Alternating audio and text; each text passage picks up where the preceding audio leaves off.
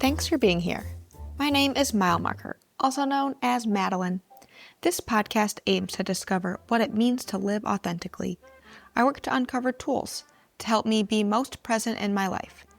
Each episode, we will discuss themes like how to listen to your body, understanding ways to be true to yourself, and learning what deep fulfillment looks like.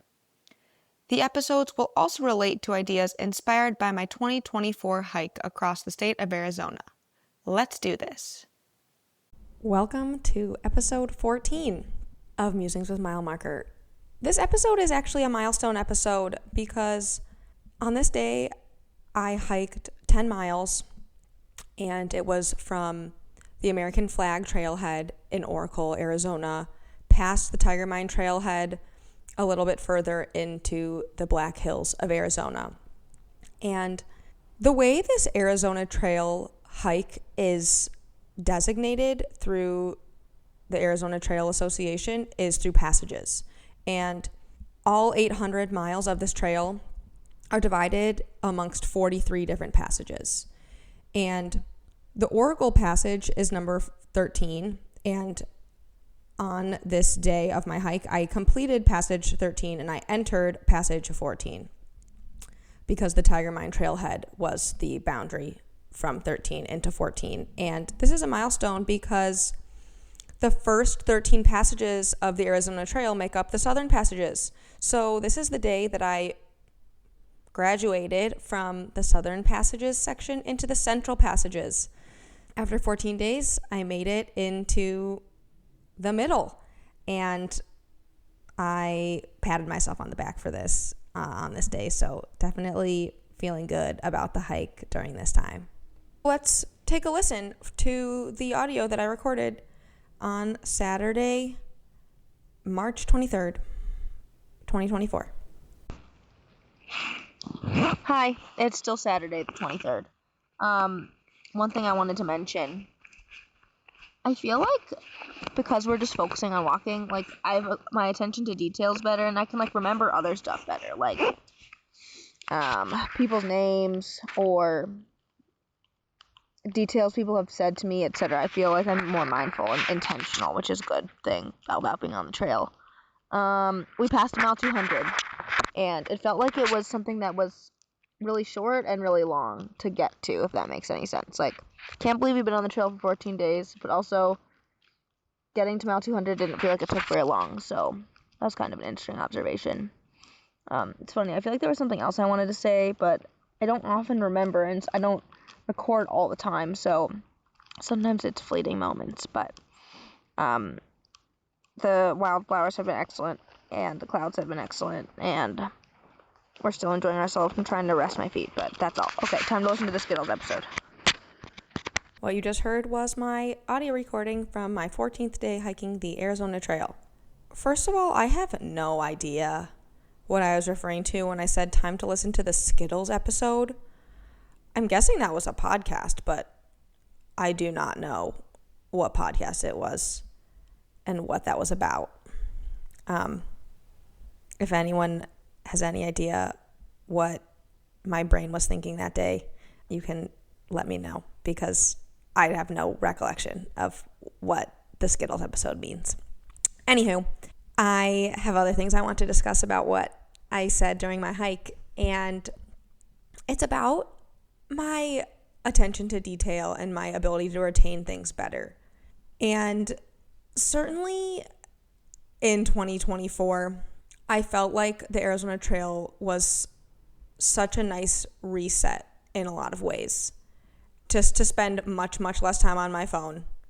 I think we all can agree that we wish we spent less time on our phones, but in our connected technological world, it's hard to kind of push against the current and use our phones less, even though we know that we should. But being on the trail, I had very limited cell service the majority of the time, so I was really immersed in nature, and that's why I was able to notice the cactus and the wildflowers and the clouds and the changes in temperatures, etc., because I was really immersed in it and I wasn't distracted. Often today, in now 2026, I feel easily distracted, even on things that I want to be focusing on. And I think that's just because there are constantly stimulus around us. And that's really why I gained so much value from doing my meditation in the spring of 2025, because that was the most intensive mental decluttering, if you will, that I've ever done. It is just a little bit funny that some things I clearly remember well, but then other things I completely forgot. Like, I forgot what that Skittles episode was referring to, and I didn't remember the thing I wanted to mention at the end of that recording.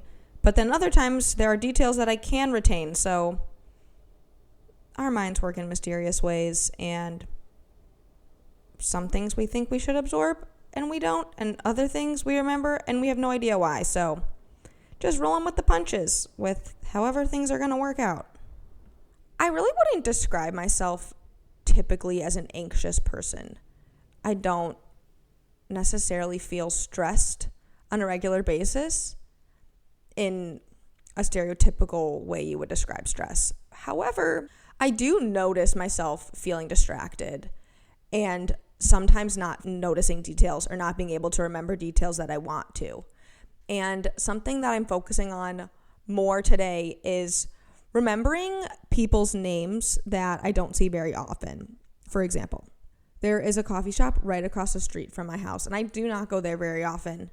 But I know that the main barista's name is Spencer.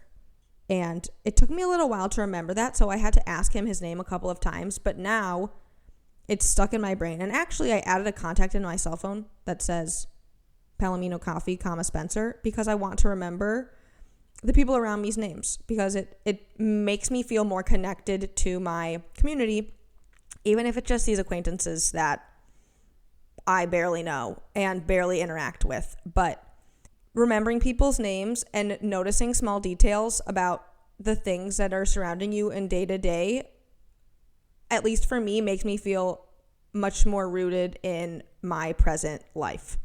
And it makes me feel more mindful about the things that I'm immediately surrounded with.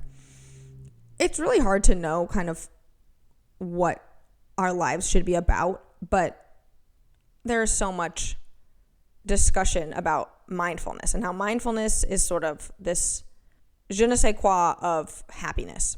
And being present and rooted in your current surroundings, I think, is a really simple way to be mindful. So for me, just knowing the names of the people that are in my community. Oh, and another group of people's names who I am working on remembering is the front desk staff at Austin Bouldering Project, because I go to that gym probably 4 days a week. And so I see the front desk staff all the time. And when I say, hey, Scotty, hey, John, it's nice because I just feel a little bit more connected. So I appreciate that I noticed the flowers and the details and the things in my immediate life during this passage of the hike, because I really feel the importance of that in my day-to-day life today too. Something that I want to reiterate from a previous episode was on episode 8, the Colossal Cave episode. I opted out of the cave tour to just experience resting at the concession stand. And that was sort of my metaphor for doing less to achieve more. And I think that that concept is also true in this instance, because in order for me to notice my surroundings and in my present day to remember the names of the people around me and notice things about them, I have to have enough space in my brain and mental and physical capacity to retain this. And for me, at least, the only way for me to have this capacity to retain this is to feel at ease and to not be overwhelmed and not have 50 million things swirling around in my to-do list or in my life. And that just comes back from my original emphasis on my life, which is to slow down and feel less rushed and feel less at capacity at all times. But this really takes a conscious effort to not be running around and just to feel more grounded and slowing down to recognize people and not just be rushing from one thing to the next thing. This is another little reference to the proverbial enjoy the journey that we're on, because the micro experiences we're having with our surroundings and with people is what make up the fabric of our life. And here's another small tidbit. So last winter, Austin Bouldering Project had this bingo card, which was a way to get members to participate in the gym more. And one of the activities on that card was to join a group bouldering session, which was basically just going on the mats and hanging out with strangers and meeting them and socializing in a sort of structured way. And one of the people that I met there is also a staff member, and his name is Joey. And he's super nice, and I see him around the gym all the time. And if it hadn't been for this bingo session, I never really would have met this person. And now you're kind of able to turn an acquaintance into a friend. But slowing down and remembering this person from that event and seeing them around and engaging with them, all of this takes not rushing. All of this takes a concerted effort. And I know that I don't want to feel like a chicken with my head cut off all the time, because that just does not feel good. And by remembering people and saying hi to them for 2 minutes every so often really means a lot, and it really adds up. I think all these mini interactions, they're tiny, tiny things over time, but then they become something bigger. And this works in the opposite way too with negativity. Like if we just are a little bit cranky every day, the little bit of agitation ultimately builds into more severe levels of being upset. But even if I just take a teeny moment out of my day and say hi to the barista or say hi to the staff members at my gym, those little interactions become more meaningful connections with the people around me. And I am an extrovert, so small connections with the people around me really fulfill my life. And I want to take this moment as a reminder, even to myself, to notice the small things, because a lot of small things end up kind of creating the fabric of a richer life. And that's one of the things I really like about my life in Austin, is that it feels really full. It feels like I'm enriched here and I'm contributing here, and it's meaningful. And I think that the meaningfulness really just comes from a lot of small things adding up. And I'm really grateful for that. But I'm grateful for it because I'm cultivating it and I'm working towards it every day and trying to spend less time on social media and more time connecting in small ways with my community. And another one of my favorite places, which is so nice because I am trying to remember things about others and others are remembering things about me too. And there's a tea shop down the street from my house. And this tea shop is a really special place to me because it is so calming, and the owner knows my name, and she's met my dad because I brought him to meet her. And it's just so nice to be in places where you feel really connected, and I feel connected there. And actually my sisters are coming to visit me today, and I'm going to bring them to the tea shop and say, come meet this lovely owner who is one of my friends now. And it's just really great to feel like you can make connections even in really small, innocent ways, but they imprint meaningful memories on you over time. So that's what I want to leave with you today.